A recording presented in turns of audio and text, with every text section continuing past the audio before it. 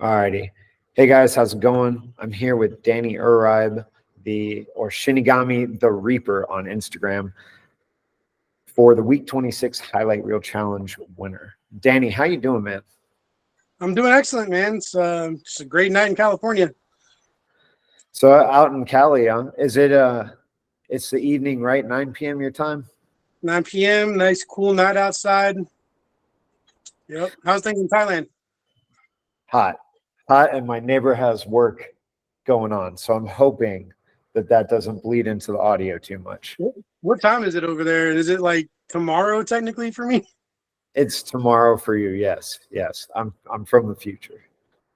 You've got all sorts of medals and accomplishments and awards behind you. How long have you been doing martial arts? About 15 and a half years. Okay. So, and what have been your main styles that you've done?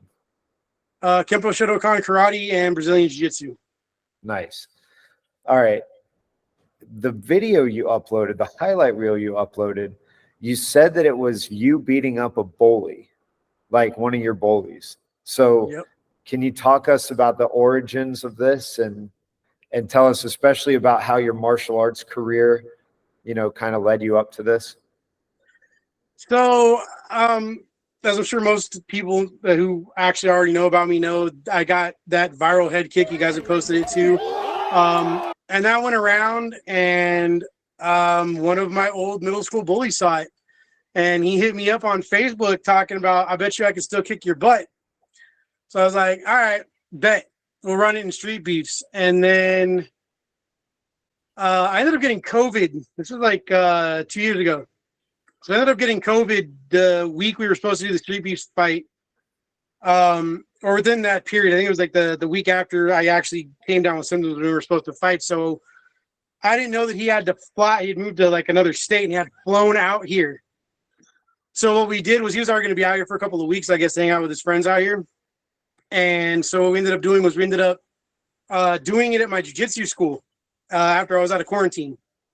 And how my martial arts career led up to that, well, obviously I trained a lot. I perfected that head kick. I landed that head kick in my first fight in street beefs, and that got his attention. And he thought, well, yeah, that guy must not have been able to. He thought I was going to be able to kick him in the face, and I caught him in the first round. That highlight was from the second round. Nice. But yeah. So, you've been in martial arts for 15 years, you said? Mm-hmm. So was this after your bullying incident with him, like from grade school? Middle school, yeah. That was way after. Okay.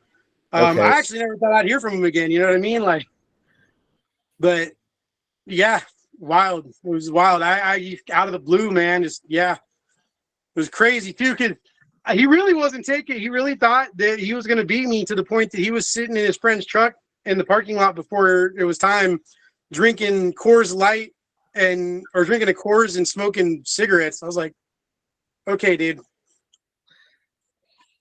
Well, I mean, honestly, like you got to live out a fantasy I think many, many people have. Right. Yeah, it was so cathartic, dude. I was like, man, this is going to be therapeutic. And it was. And then, we squashed it. He invited me to a barbecue if I'm ever out in the state he lives in now. So, So just out of curiosity, have you been in many fights in your throughout your life? I used to get bullied a lot growing up. Mm-hmm. Part of it was my own mouth. I was homeschooled for half of my school career, so I missed a few social development eras, like 5th grade and 6th grade. That's when cliques start forming and stuff. So that was kind of how I ended up having some issues with him. I was trying to make friends, but I noticed everyone who was friends was talking smack to each other. So I thought I'd make friends, but I started talking smack to people. And so middle school and high school, I kind of got in a lot of issues because of that. And then other times I got bullied is because I used to get in trouble in school a lot for dumb stuff like not doing my homework or not doing my classwork. So I would get kicked out of schools for stupid stuff. And then I'd get picked on because I was a new guy in a school, like mid-semester or whatever. So yep. Yeah. Then, Yeah. Go ahead. And then after that, not so much. About 11th grade, I kind of stopped being the small, scrawny dude. I had a big growth spurt and was like 6'1" and 230 pounds. And I don't want to mess with me anymore. So I didn't really have any issues with anyone till like culinary school. I went to culinary school right out of high school, and there was this one dude that just kept messing with me. He was like pranking me and doing just dumb stuff, like putting raw fish in my backpack. Like that's something you don't notice for like a day or two, right? Put it in the pocket and get some. So I had this. So I figured out it was him, but he denied it. So I let it go. And then one time he flicked some bleach water in my face when we were cleaning, and he was like, "Oops!" Like, yeah, okay, all right.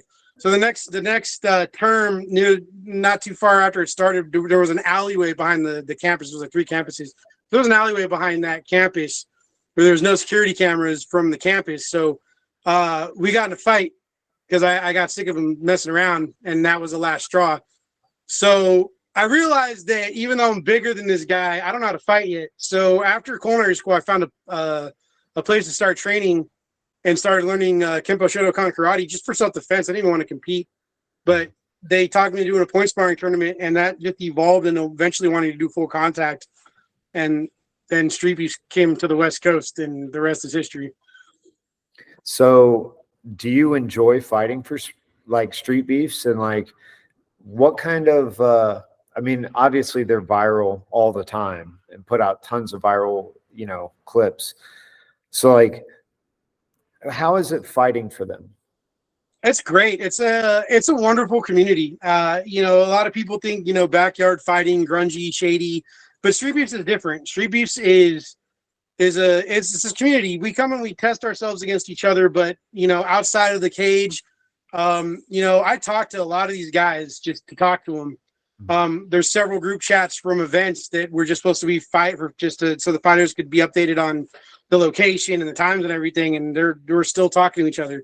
I hang out with some of these guys just to hang out with them.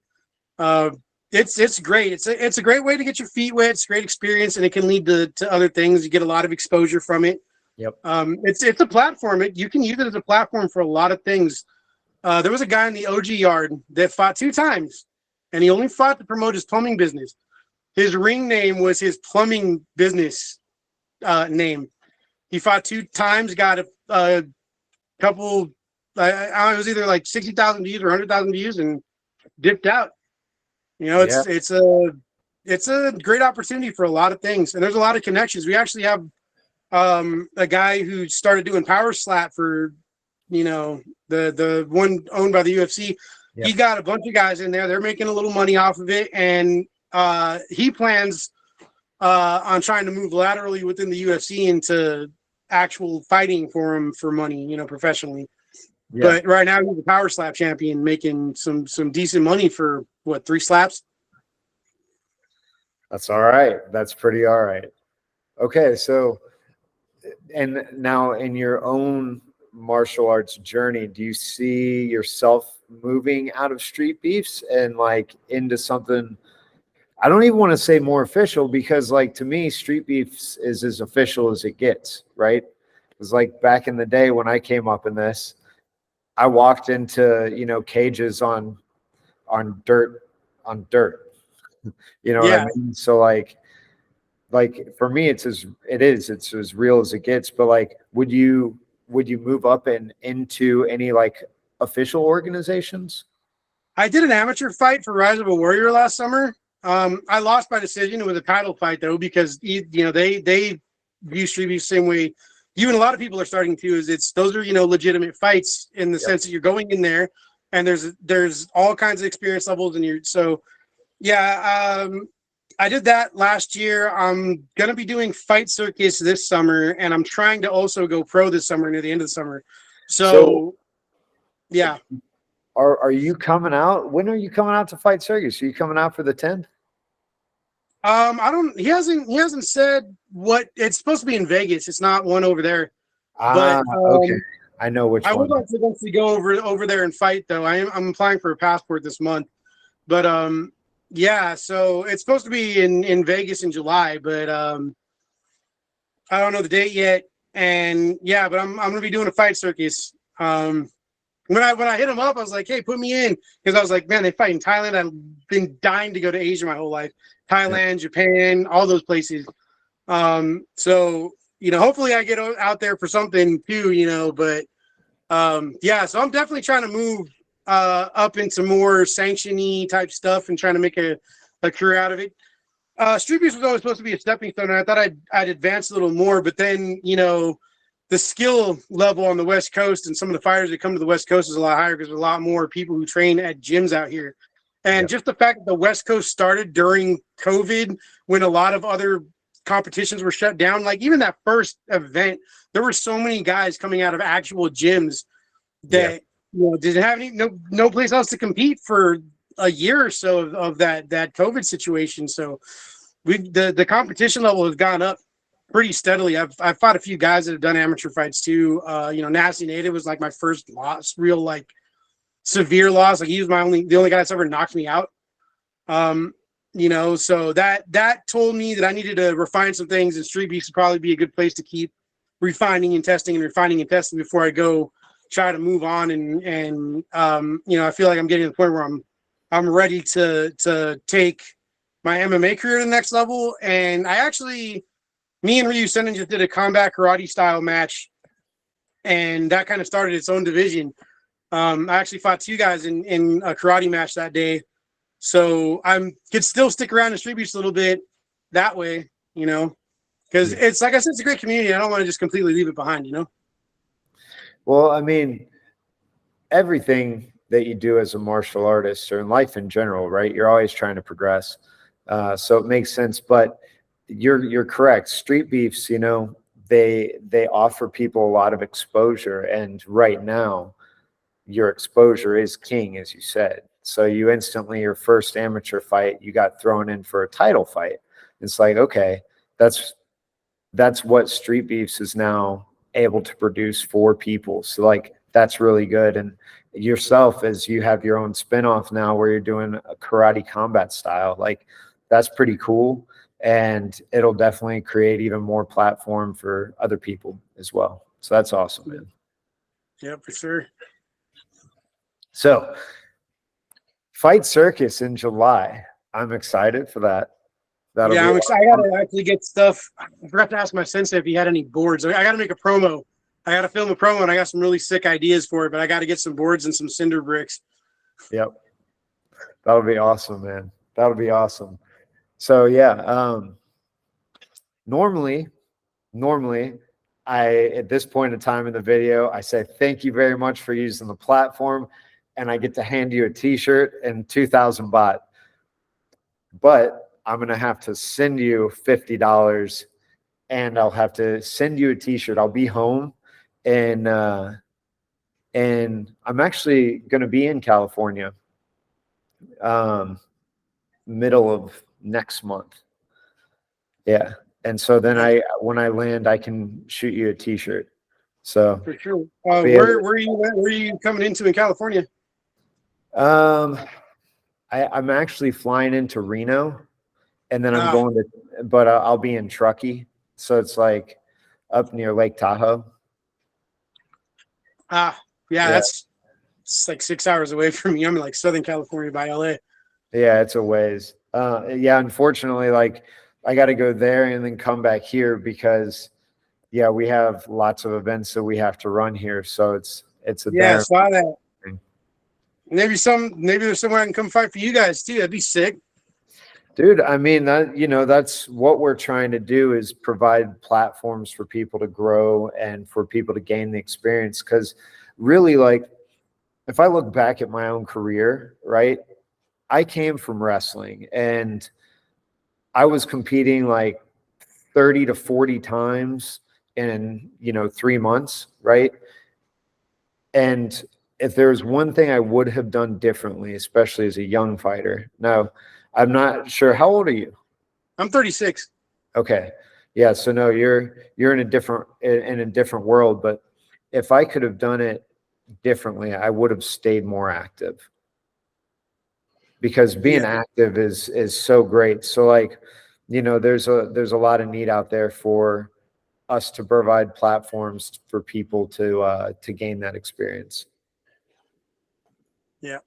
Yeah, that's one of the things that's great about Street Beefs too. It's really easy to compete for them. So it helps keep me active and motivated in between trying to get to that next level, and it helps me stay on the ball because it gives me something to focus on.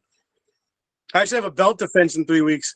Nice, dude. Okay, so you're getting ready for a fight right now. Yep. And do you know anything about the dude you're fighting? I assume it's for Street Beefs. Yeah, it's for Street Beefs. I believe I'm fighting a guy named Big Smash Little Satan, but even though he's like the only contender I think that's supposed to be available, you never know. Maybe he can't make it. Maybe they just throw me in with whoever's there. Because it's Street Beefs, and sometimes that's how it works. Yeah, he's a strong opponent. It's actually kind of funny because when I met him a year ago, he was like, I'm a fan, and let me some of your energy because it's my first fight. So I dapped up his glove and he won. So I used that kind of to in the Facebook group sort of sell the. I was like, hey, I loaned you some of my energy last year. It's time for me to get it back. Yeah. Type of thing. That's cool, man. Well, that's awesome. So are you doing anything different to get ready for this fight? Little bit. I mean, I'm just trying to refine a couple things and adjust to how he fights. I feel like he's a fighter that I'm going to probably use more jiu-jitsu against than karate. Yeah. Don't want to give up the ghost too much, but I'm also working on some things to counter his punch rushes. So yeah, definitely. He's definitely someone I don't want to necessarily get smashed in the face by. I mean, his name is Big Smash. So, dude's got some power for sure, especially in little 4-ounce gloves. Yeah, it's a fun time fighting in the 4-ounces. It's a good time. Oh yeah. Hey, just so you know, every week we run this contest. So every week you can win $50 in a t-shirt. Yeah, I'm filming a lot more stuff. I just filmed a bunch of sparring from my karate class with one of my advanced students too. So I've got a lot of stuff I'm going to be clipping up and uploading. Nice, man. I look forward to it. And so as you're going through this, since your presence is getting larger and larger on social media, do you plan to just produce more content for people? Yes. Yeah, I actually had a pretty active YouTube for a while, but then just things got a little hectic, and I haven't been able to make content, edit it, and upload it the way I was. I was uploading like twice a week for a while. So now I'm trying to get to where I'm going to start to film my training and some other stuff, and just in batches, so I can just clip it up and edit it and set it to upload the whole month. Yeah. Yeah, I understand how that goes. Yeah, editing is the time consuming part. Yes, for sure. So that's your, so also with you, the biggest gripe is the editing. Yeah. Spend an hour editing a video that's only 10 minutes long for sure. Yep.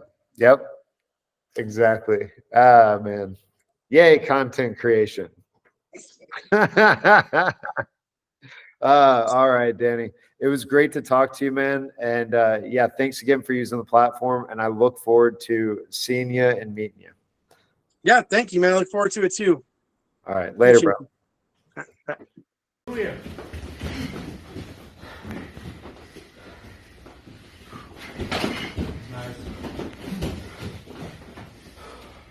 Land a good leg kick here, Shinigami. Set him up. Right there. Chop his leg. Set him up with the hands, chop the leg. There you go, take him down all the way. There you go, ground him down here. Come on, babe. Control the head. Yeah, flatten him out, put him on his back. There you go. Pass the guard, looks him out. All your weight on, looks him out. Yeah, cover the arm with your leg. Push that hand to the forward. Look to ground and pound. Get a TKO here.